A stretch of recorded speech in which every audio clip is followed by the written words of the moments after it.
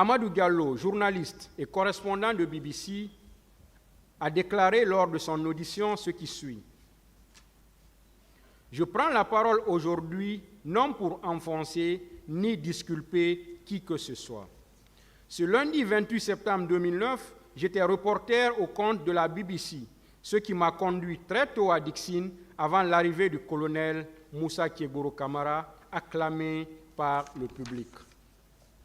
Ce dernier, ayant pris la parole devant les jeunes, a essayé de les dissuader vainement de se rendre au stade ce jour, étant historique pour le pays. Ensuite, il a fait un signe de la tête aux unités de police et de gendarmerie, lesquelles ont commencé à gazer les manifestants avant son départ. Après, je me suis dirigé vers le domicile de Jean-Marie Doré dans le but de bien couvrir cet événement, car là se trouvaient les leaders. Y étant, une discussion s'est engagée au niveau de la Fondis entre Moussa Kégourou Kamara et Sidia Touré qui demandaient le report, chose que les leaders, notamment Sidia, Mouktar et les autres, n'ont pas acceptée. Aussitôt, le colonel Moussa Kégourou Kamara s'est énervé et a dit qu'il allait rentrer dedans ceux qui semblent être mal éduqués. Entre-temps, Moussa Kégourou Kamara a sollicité que les leaders le suivent, ce que les jeunes ont compris comme étant le commencement de l'arrestation de ceux-ci. Ils ont lancé des projectiles en direction des gendarmes et policiers. Là, on s'est dirigé vers la terrasse du stade avant d'aller à l'intérieur, s'y installer. Certains priaient et d'autres dansaient et chantaient.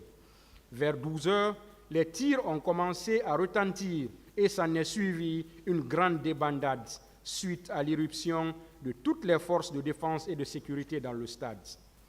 Dans ce brouhaha, j'ai décidé de rester calme et serein, car étant journaliste, la pire des choses qui pouvaient nous arriver, Mouktar Ba et moi, c'était l'arrestation. Donc, on a décidé de rester ensemble avant qu'un militaire ne vienne nous demander qui sommes-nous. Nous présentant journalistes de BBC et RFI, ce dernier s'est déchaîné sur nous en disant « C'est vous qui gâtez le nom de votre pays à l'extérieur ». Dans cette violence qu'on subissait, un militaire est venu et a dit à ceux qui nous violentaient d'arrêter car on était ensemble à l'abbé. Malgré cette intervention du militaire qui n'a pas été suivie d'effet, un policier est venu et a réitéré la même chose à ce hargneux militaire qui voulait en finir avec nous. Ce dernier a servi de bouclier pour nous. Malgré les coups qu'on recevait, on a réussi à nous conduire à l'extérieur en disant « journaliste, journaliste ». De là où on était, jusque dehors, des corps sans vie et d'autres blessés se trouvaient tout au long de ce périlleux trajet. Étant dehors, on a été dépouillé de nos objets par des gendarmes beaucoup plus hargneux que le militaire à l'intérieur du stade. On a été à nouveau violentés avant qu'un homme du protocole de Dadis, du nom de Kati, que je connaissais, n'intervienne à son tour pour nous, puis nous a aidés à récupérer nos matériels qui avaient été dépouillés par un gendarme. La scène de violence et d'horreur était de telle sorte qu'on s'est dit de faire tout pour couvrir l'événement et informer les gens de ce qui se passait ce jour-là au stade et ses alentours. Je précise avoir reçu un coup au niveau du bras qui était déjà enflé et je me suis rendu chez Maître Amara Bangoura que je connaissais avant. Après avoir récupéré mon sac, j'ai passé l'information dans laquelle se trouvaient des sons de tir au stade et tous le bruit qui en a servi. J'ai reçu des coups de fil de certaines connaissances et un garde rapproché de Dadis me disant de quitter mon domicile car ma vie est menacée suite à mon reportage sur les ondes de la BBC. Ainsi, j'ai décidé de quitter mon domicile sur l'insistance des personnes qui m'appelaient et me disaient de le faire au regard de la menace que je courais. C'est dans ces circonstances, moi et ma famille avons vécu dans la clandestinité avant qu'on ne soit exfiltré pour Dakar. Salimatou Bari a de son côté déclaré ce qui suit. Le lundi 28 septembre 2009, ma copine Aïssatou et moi sommes arrivés au stade au moment où les portes étaient encore fermées.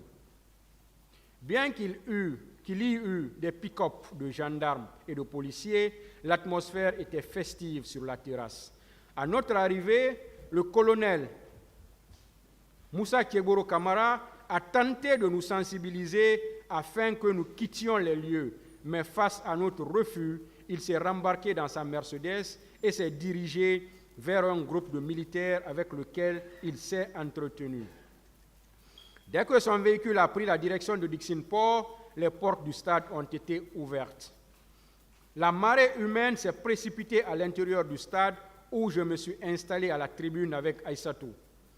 Lorsque la rentrée des leaders a été annoncée, on a accouru sur la pelouse où on a dansé pour les leaders comme Baouri. Aux environs de 11 heures, sur insistance de ma copine Aïssatou Kamara, on est sorti pour chercher à manger. Mais juste au niveau de la porte principale, on a croisé les militaires bérets rouges qui rentraient en tirant. On a couru en direction des frigos, poursuivis par les militaires qui nous ont rattrapés, battus et déchiré nos vêtements. Pire, pendant ces sévices, d'autres militaires ont tiré sur les fils électriques qui ont électrocuté et brûlé ma fesse gauche. Pendant ce temps, Aïssatou Kamara avait déjà plusieurs côtes brisées. Lorsque j'ai perdu connaissance, je ne me suis réveillé qu'à l'hôpital Donka, où j'ai retrouvé ma copine Aïssatou Kamara violentée au point qu'il fallait la mettre dans des cartons pour la transporter. Après plusieurs jours de traitement à Donka, on a été évacué à Thiès, au Sénégal. Mais faute d'accompagnement financier, on a été obligé de revenir en Guinée. Depuis, c'est ma famille qui s'est occupée de tous mes frais médicaux, mais ma copine Aïssatou Kamara n'a pas eu autant de chance. Aïssatou Kamara était tout pour sa mère, qui était extrêmement pauvre. Faute de ressources financières, Aïssatou Kamara a succombé à ses blessures. Ma copine Aïssatou Kamara est décédée jeune et sans enfant.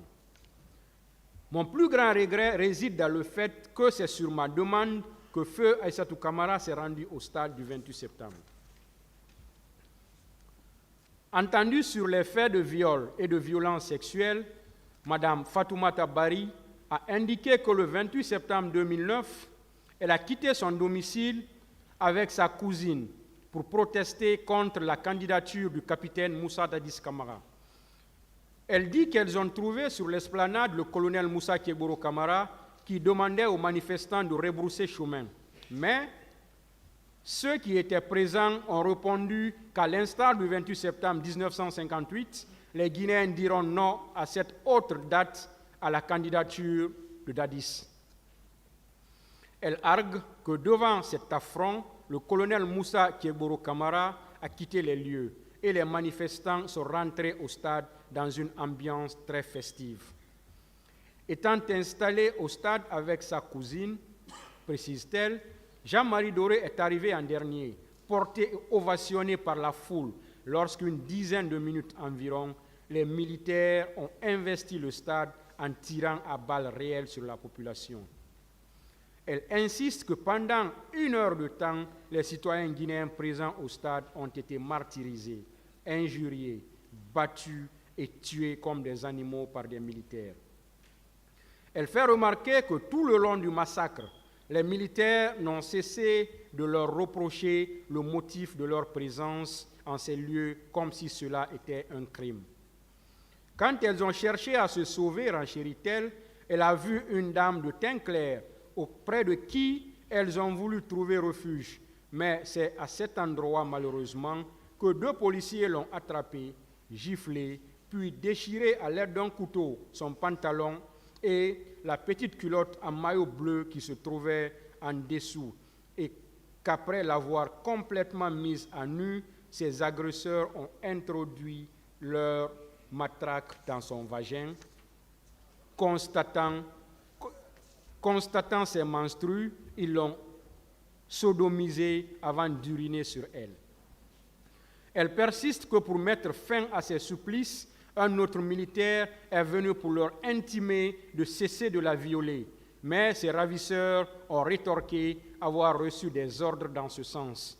En dépit de leur entêtement, ce militaire courageux l'a relevé et l'a aidé à sortir du stade.